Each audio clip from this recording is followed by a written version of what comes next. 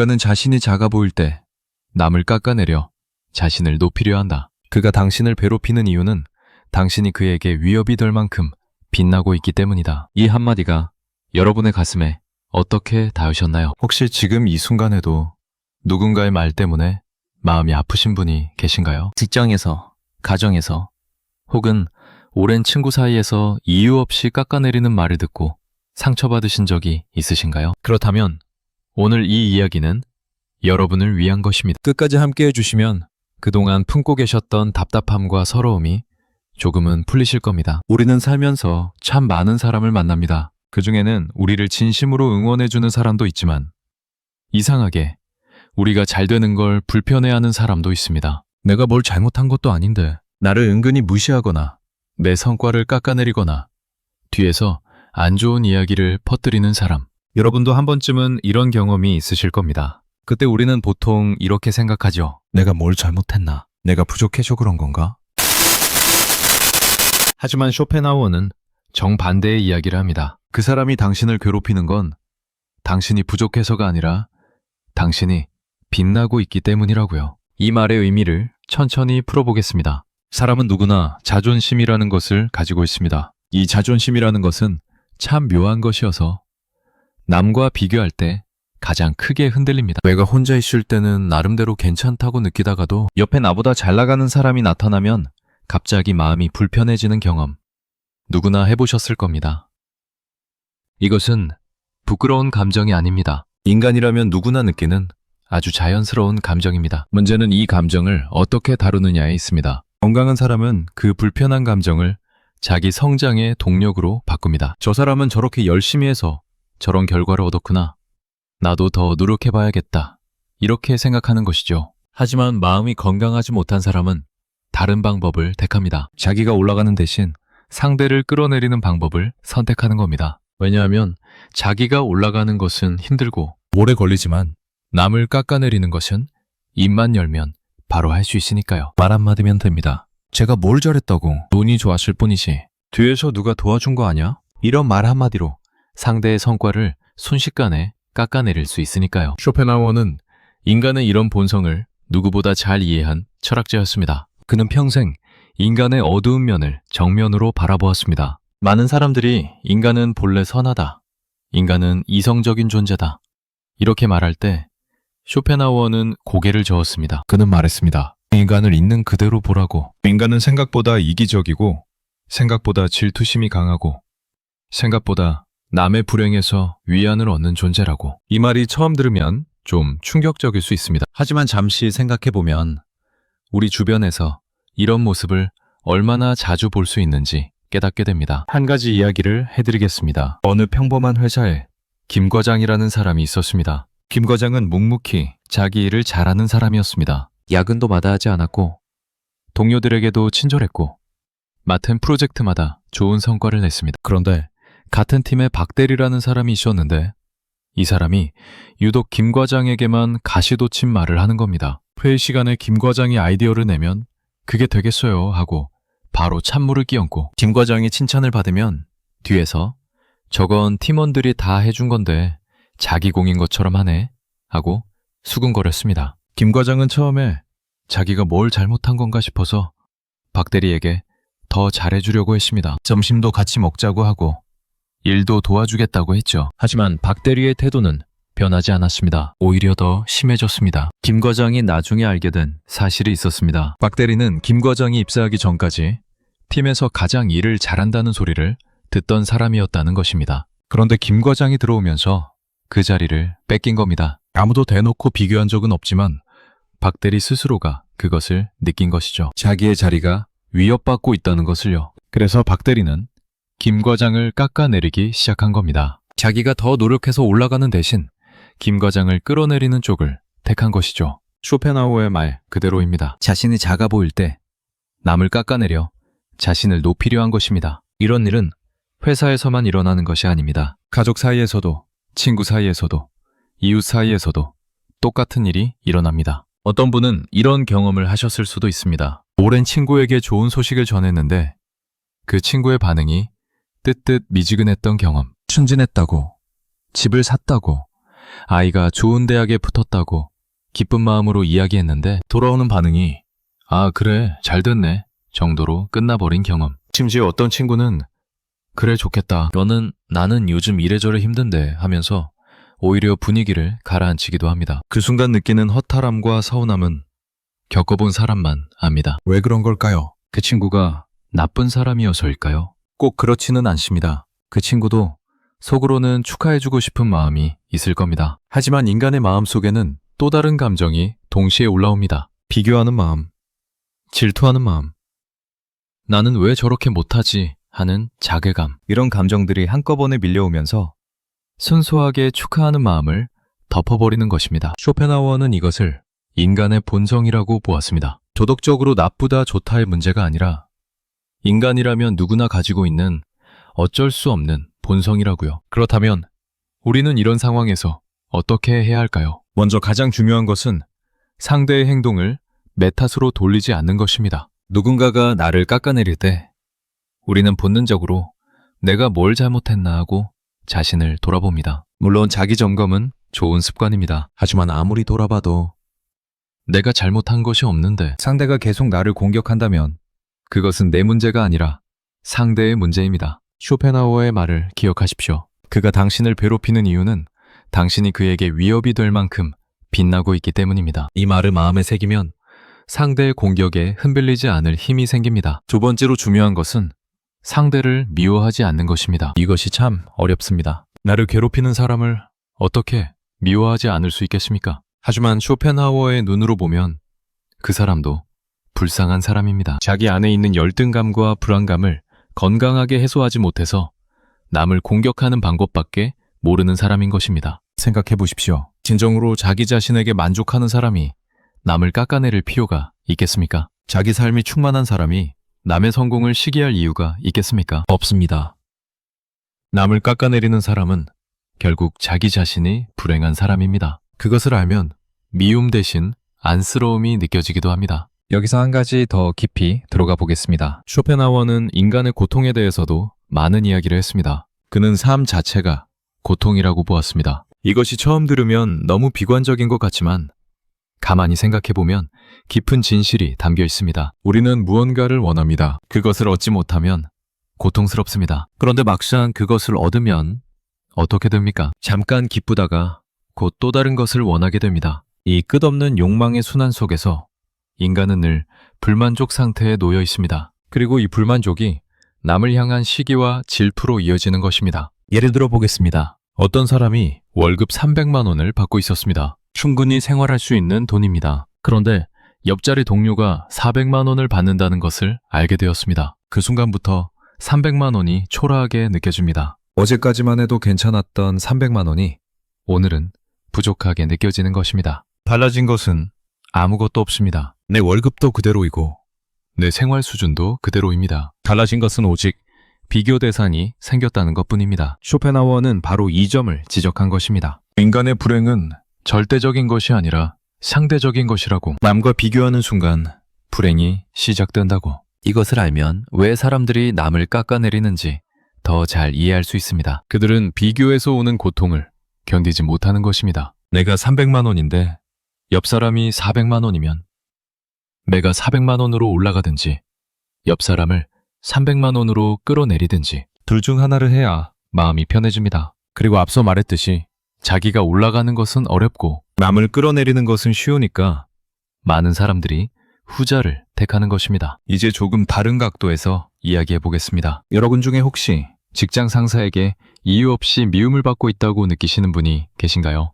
분명히 일도 열심히 하고 실수도 별로 없는데 유독 나에게만 잔소리를 하고 나에게만 까다롭게 구는 상사. 이런 상사를 만나면 정말 출근하기가 싫어집니다. 아침에 눈을 뜨면 오늘은 또 무슨 일이 있을까 걱정부터 앞서고 회사에 가는 발걸음이 천근만근입니다. 이런 상황에서 쇼펜하우어의 말을 떠올려 보십시오. 그 상사가 유독 당신에게 까다롭게 구는 이유가 무엇일까요? 혹시 당신이 능력 있는 부하 직원이기 때문은 아닐까요? 당신이 일을 잘하니까 언젠가 자기를 뛰어넘을 수도 있다는 불안감이 있는 것은 아닐까요? 물론 모든 경우가 다 그런 것은 아닙니다.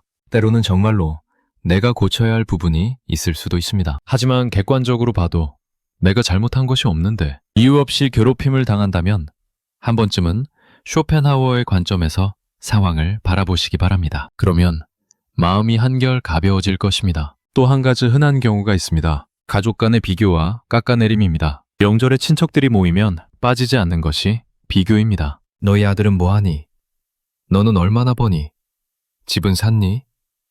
아이는 언제 낳을 거니? 이런 질문들이 쏟아지는 자리에서 마음 편한 사람이 있을까요? 그리고 이런 자리에서 유독 다른 사람의 약점을 콕콕 찔러대는 친척이 한 명쯤은 있습니다. 이 사람이 꼭 나쁜 의도로 그러는 것은 아닐 수도 있습니다. 하지만 결과적으로 남의 약점을 드러내면서 상대적으로 자기를 높이려는 심리가 깔려 있는 것입니다. 쇼펜하우어는 이런 인간 심리를 아주 날카롭게 꿰뚫어 보았습니다. 그는 사람들이 남의 불행에서 은밀한 기쁨을 느낀다는 사실도 지적했습니다. 독일어에는 이것을 표현하는 단어까지 있습니다. 샤덴프로이데라는 말인데 남의 불행에서 느끼는 기쁨이라는 뜻입니다. 이것이 들으면 참 충격적이지만 솔직하게 우리 자신을 돌아보면 전혀 공감이 안 되는 것도 아닙니다. 늘 잘 나가던 사람이 실패했다는 소식을 들었을 때 속으로 약간의 안도감 같은 것을 느낀 경험이 혹시 있지 않으신가요? 그것이 바로 쇼펜하우어가 말한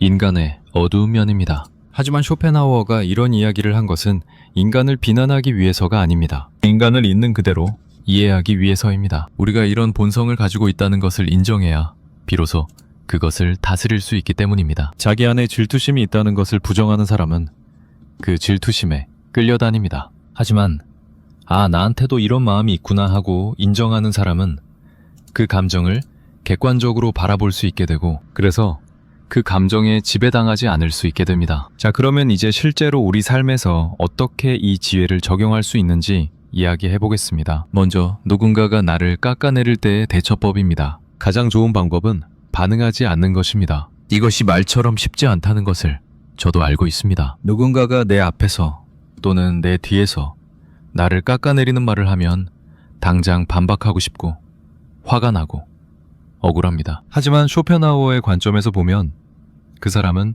자기 안에 열등감과 싸우고 있는 중입니다. 내가 거기에 반응해서 같이 싸우면 그 사람의 수준으로 내려가는 것입니다. 내가 반응하지 않으면 그 사람의 공격은 허공을 치는 것이 됩니다. 물론 이것은 참고 당하라는 뜻이 아닙니다. 부당한 대우에는 당연히 대응해야 합니다. 하지만 감정적으로 반응하는 것과 이성적으로 대응하는 것은 다릅니다. 감정적으로 반응하면 상대방과 같은 수준에서 싸우게 되지만 이성적으로 대응하면 상대방의 행동이 얼마나 부적절한 것인지를 오히려 더 분명하게 드러낼 수 있습니다. 두 번째 방법은 나 자신에게 집중하는 것입니다. 남이 나를 어떻게 평가하든 남이 나를 어떻게 보든 결국 내 인생을 사는 것은 나 자신입니다. 쇼펜하우어도 이런 말을 했습니다. 우리가 무엇인가는 우리가 무엇을 가졌느냐보다 훨씬 더 중요하다고. 남들이 나를 어떻게 보느냐, 남들에 비해 내가 무엇을 가졌느냐는 사실 별로 중요하지 않습니다. 진짜 중요한 것은 내가 어떤 사람인가,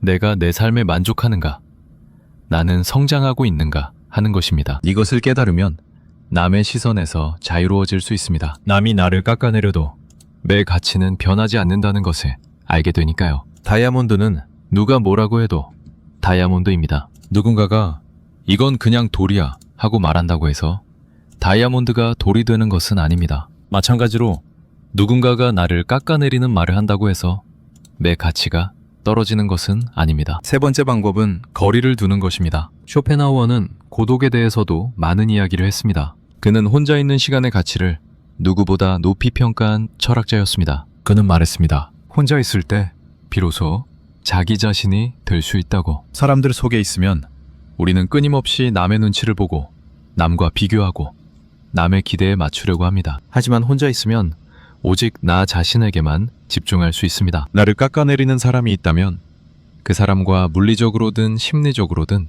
거리를 두는 것이 현명합니다. 그 사람을 바꿀 수는 없습니다. 아무리 내가 잘해줘도, 아무리 내가 설명해도 그 사람의 내면에 있는 열등감과 질투심은 그 사람 스스로가 해결해야 할 문제입니다. 내가 해줄 수 있는 것은 없습니다. 그러니 그 사람에게 에너지를 쏟는 대신 나 자신에게 에너지를 쏟는 것이 훨씬 낫습니다. 여기서 한 가지 현실적인 문제가 있습니다. 그 사람이 피할 수 없는 관계에 있는 경우입니다. 예를 들어 직장 상사라면 그만두지 않는 이상 매일 얼굴을 봐야 합니다. 가족이라면 더더욱 피할 수 없습니다. 이런 경우에는 어떻게 해야 할까요? 이때 필요한 것이 바로 마음의 거리두기입니다. 물리적으로는 같은 공간에 있더라도 마음속으로는 한 발짝 물러서서 상대를 바라보는 것입니다. 이것을 연습하는 좋은 방법이 있습니다. 상대가 나를 깎아내리는 말을 할 때 그 말을 마치 영화를 보듯이 한 발짝 물러서서 관찰하는 것입니다. 아, 저 사람이 지금 저런 말을 하는구나.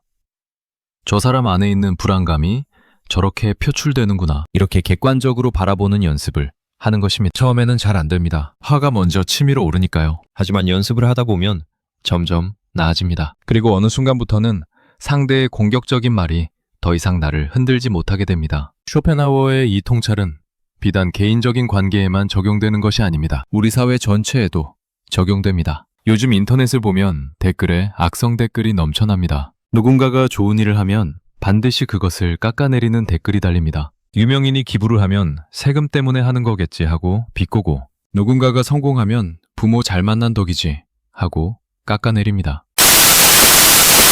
바로 쇼펜하우어가 말한 그 심리 때문입니다. 자기가 작아 보일 때 남을 깎아내려 자신을 높이려는 것입니다. 인터넷이라는 공간은 이런 심리가 더 쉽게 표출되는 곳입니다. 왜냐하면 익명이니까요. 현실에서는 남을 대놓고 깎아내리기가 어렵습니다. 상대의 눈을 마주보면서 그런 말을 하려면 용기가 필요하니까요. 하지만 인터넷에서는 얼굴을 감추고 말할 수 있습니다. 그래서 현실에서는 꾹꾹 눌러 참았던 열등감과 질투심이 악성 댓글이라는 형태로 터져 나오는 것입니다. 여러분이 혹시 인터넷에서 악성 댓글에 상처를 받으신 적이 있다면 이것을 기억하십시오. 그 댓글을 쓴 사람은 자기 삶에 불만족한 사람입니다. 자기가 행복한 사람은 남의 글에 악성 댓글을 달 시간에 자기가 좋아하는 일을 합니다. 악성 댓글을 다는 것은 자기 안에 있는 불행을 다른 사람에게 퍼뜨리려는 행위입니다. 그런 사람의 말에 상처받을 필요가 없습니다. 이제 좀 더 깊은 이야기를 해보겠습니다. 쇼펜하우어는 왜 인간이 이렇게 남과 비교하고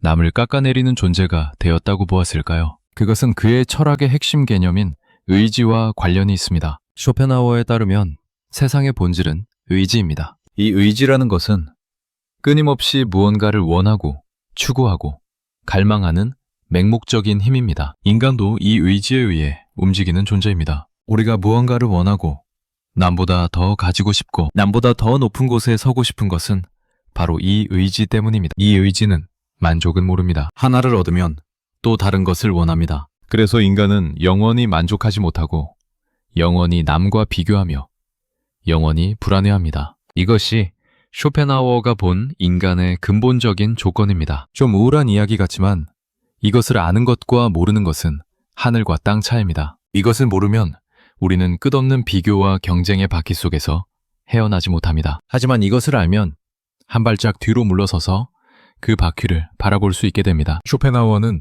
이 끝없는 의지의 속박에서 벗어나는 방법도 제시했습니다. 그것은 바로 관조입니다. 관조라는 것은 욕망을 내려놓고 세상을 있는 그대로 바라보는 것입니다. 예술을 감상할 때, 아름다운 자연을 바라볼 때, 깊은 사색에 잠길 때 우리는 잠시나마 욕망에서 벗어나 순수한 관조의 상태에 이를 수 있습니다. 그 순간만큼은 남과 비교하는 마음도 남을 깎아내리고 싶은 마음도 사라집니다. 오직 지금 이 순간의 아름다움과 평화만이 남습니다. 이것을 일상생활에 어떻게 적용할 수 있을까요? 매일 아침 잠깐이 앉아서 자신의 마음을 들여다보는 시간을 가져보십시오. 오늘 하루 내가 누구와 비교했는지, 누구에게 질투심을 느꼈는지, 누구를 깎아내리고 싶은 마음이 들었는지를 가만히 살펴보는 것입니다. 그 감정들을 판단하지 말고 그냥 바라보기만 하십시오. 아, 내가 오늘 그런 마음이 들었구나.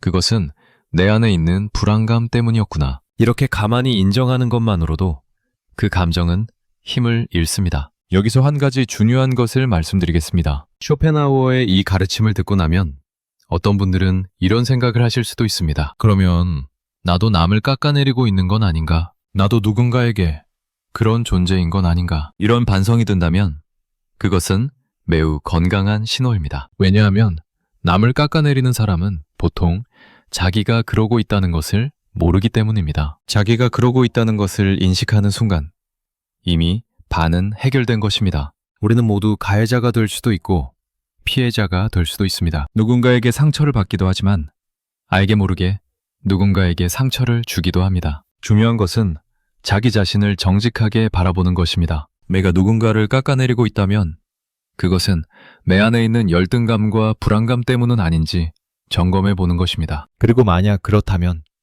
남을 끌어내리는 대신 나를 끌어올리는 쪽을 선택하는 것입니다. 이제 또 다른 이야기를 해보겠습니다. 우리 사회에는 특히 나이가 들수록 더 심해지는 비교 문화가 있습니다. 젊을 때는 그래도 앞으로 기회가 많다는 생각에 남과의 차이를 어느 정도 받아들일 수 있습니다. 하지만 나이가 들면 상황이 달라집니다. 이미 많은 것이 결정된 후이고 앞으로 바꿀 수 있는 것이 점점 줄어들기 때문입니다. 그래서 오히려 나이가 들수록 남과의 비교가 더 괴로워지는 경우가 많습니다. 같은 나이인데 저 사람은 저렇게 잘 사는데 나는 왜 이 모양인가? 젊을 때 더 열심히 할 걸. 그때 다른 선택을 했으면 지금쯤 달랐을 텐데. 이런 후회와 비교의 마음이 나이가 들수록 더 강해지는 것입니다. 그리고 이런 마음이 누적되면 결국 남을 깎아내리는 행동으로 나타납니다. 특히 자기보다 젊고 능력 있는 사람에 대한 견제가 심해지기도 합니다. 하지만 쇼펜하우어는 이런 비교의 덫에서 벗어나는 길도 보여주었습니다. 그것은 바로 자기 자신만의 가치를 발견하는 것입니다. 남과 비교해서 내가 부족한 것이 무엇인지를 따지는 대신 나만이 가진 고유한 가치가 무엇인지를 찾는 것입니다. 세상에 나와 똑같은 사람은 한 명도 없습니다. 내가 살아온 인생, 내가 겪은 경험, 내가 배운 것들, 이 모든 것이 합쳐져서 오직 나만이 가진 독특한 가치를 만들어냅니다. 쇼펜하우어 자신도 사실 평생 비교와 질투의 대상이 되었던 사람입니다. 그는 같은 시대를 살았던 헤겔이라는 철학자와 늘 비교당했습니다. 헤겔이 대학에서 수백 명의 학생을 모을 때 쇼펜하우어의 강의실에는 학생이 거의 없었습니다. 쇼펜하우어는 이것을 매우 괴로워했습니다. 하지만 그는 포기하지 않았습니다. 자기가 옳다고 믿는 것을 묵묵히 써내려갔습니다. 그리고 세월이 지나면서 오히려 쇼펜하우어의 철학이 더 많은 사람들에게 읽히고 사랑받게 되었습니다. 이 이야기에서 우리가 배울 수 있는 것은 무엇일까요? 지금 당장 남보다 뒤처져 있다고 해서 절망할 필요가 없다는 것입니다. 지금 당장 남에게 인정받지 못한다고 해서 자기 가치가 없는 것이 아니라는 것입니다. 중요한 것은 남의 평가가 아니라 자기 자신이 자기를 어떻게 보느냐입니다. 여기서 아주 중요한 구분을 하나 하겠습니다. 건강한 비교와 건강하지 못한 비교의 차이입니다. 비교 자체가 나쁜 것은 아닙니다. 남의 장점을 보고 배우는 것, 남의 성공에서 동기부여를 얻는 것, 이것은 건강한 비교입니다. 하지만 남과 비교해서 자기를 깎아내리거나 남을 깎아내려서 자기를 높이려는 비교는 건강하지 못한 비교입니다. 이런 비교는 나도 상대도 모두 불행하게 만듭니다. 건강한 비교는 이런 것입니다. 저 사람의 저런 점을 나도 배우고 싶다. 건강하지 못한 비교는 이런 것입니다. 저 사람이 저것을 가졌는데 나는 왜 없지? 전자는 성장으로 이어지고 후자는 불행으로 이어집니다. 쇼펜하우어가 경고한 것은 바로 후자, 건강하지 못한 비교입니다.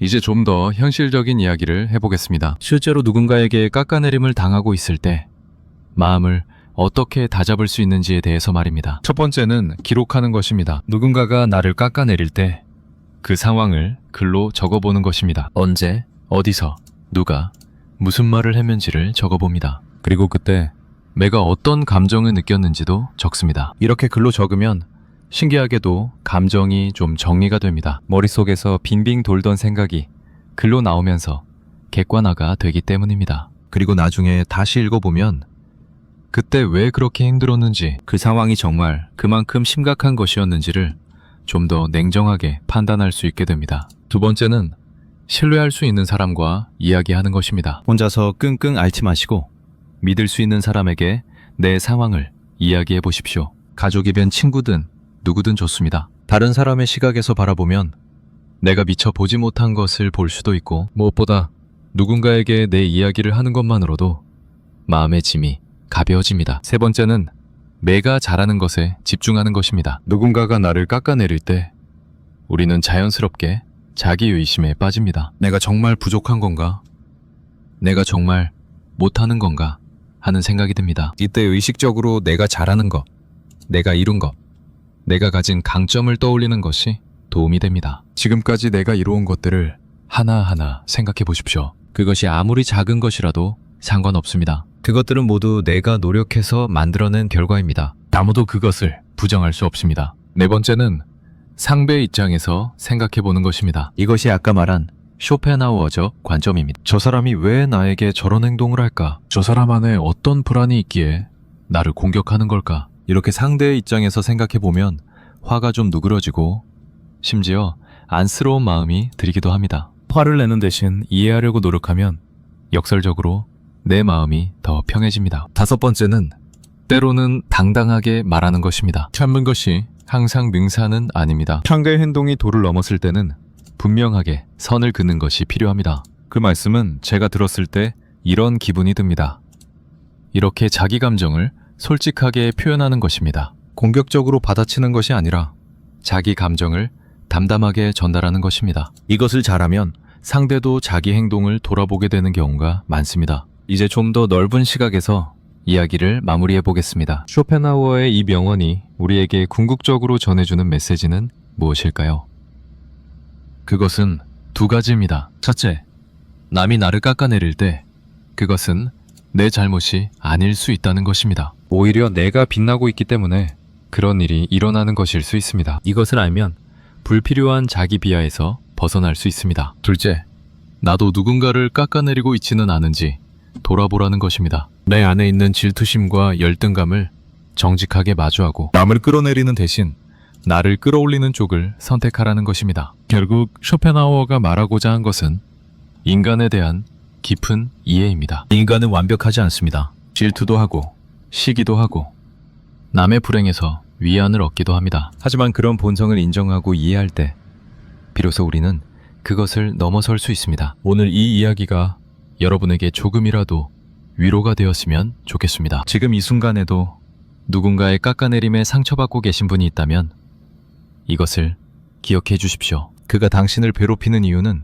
당신이 그에게 위협이 될 만큼 빛나고 있기 때문입니다. 당신은 충분히 가치 있는 사람입니다. 누가 뭐라고 하든 그것은 변하지 않습니다. 그리고 한 가지 더 말씀드리고 싶은 것이 있습니다. 세상에는 당신을 깎아내리는 사람만 있는 것이 아닙니다. 당신을 진심으로 응원하는 사람도 분명히 있습니다. 다만 깎아내리는 사람의 목소리가 워낙 크기 때문에 응원하는 사람의 목소리가 잘 안 들리는 것뿐입니다. 조용히 당신을 지켜보며 응원하는 사람들이 있다는 것을 잊지 마십시오. 쇼펜하우어는 또 이런 말도 했습니다. 위대한 정신의 소유자는 처음에는 무시당하고 그 다음에는 비웃음을 당하고 그 다음에는 반대에 부딪히고 마지막에야 인정받는다고. 이것은 비단 위대한 사람에게만 해당되는 이야기가 아닙니다. 우리 모두에게 해당되는 이야기입니다. 지금 무시당하고 있다고, 비웃음을 당하고 있다고 절망하지 마십시오. 그것은 당신이 인정받기까지의 과정일 뿐입니다. 여러분 한 분 한 분이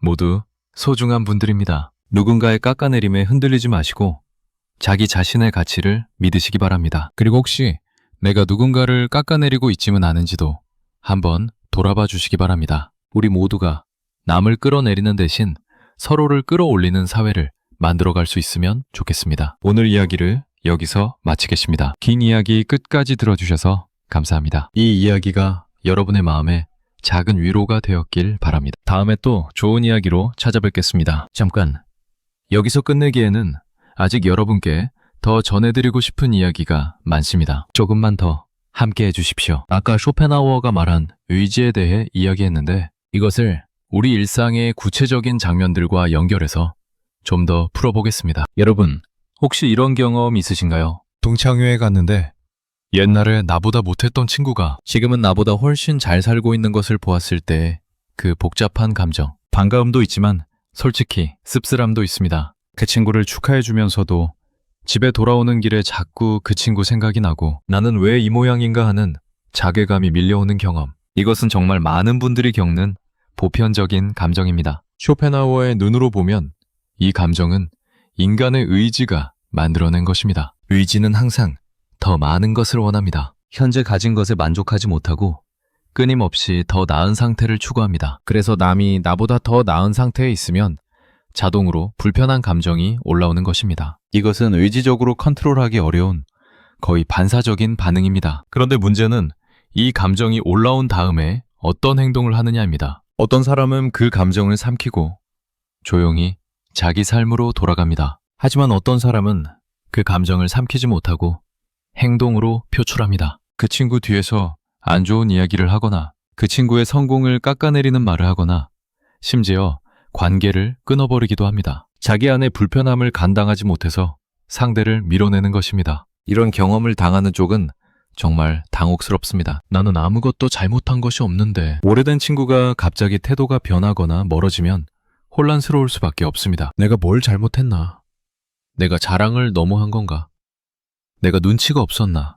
하고 자책합니다. 하지만 쇼펜하우어의 말을 기억하십시오. 그것은 당신의 잘못이 아닙니다. 상대가 자기 안에 열등감을 감당하지 못해서 벌어진 일입니다. 그리고 이런 일은 특히 성공한 직후에 많이 벌어집니다. 여러분이 승진했을 때, 사업이 잘 됐을 때, 아이가 좋은 성적을 받았을 때, 새 차를 뽑았을 때, 이런 기쁜 순간에 오히려 주변 사람들의 태도가 미묘하게 변하는 것을 느끼신 적이 있으실 겁니다. 기뻐해 줄 것 같았던 사람이 시큰둥하고 가까웠던 사람이 살짝 거리를 두고 평소에 잘 지내던 사람이 갑자기 비꼬는 말을 합니다. 이것이 바로 쇼펜하우어가 말한 현상입니다. 당신이 빛나고 있기 때문에 주변 사람들의 어두운 면이 자극받은 것입니다. 이것을 경험하면 어떤 분들은 이런 결론에 도달하기도 합니다. 앞으로는 좋은 일이 있어도 티를 내지 말아야겠다. 겸손하게 살아야겠다. 잘 되는 것을 숨겨야겠다. 이런 생각이 드는 것은 자연스러운 일입니다.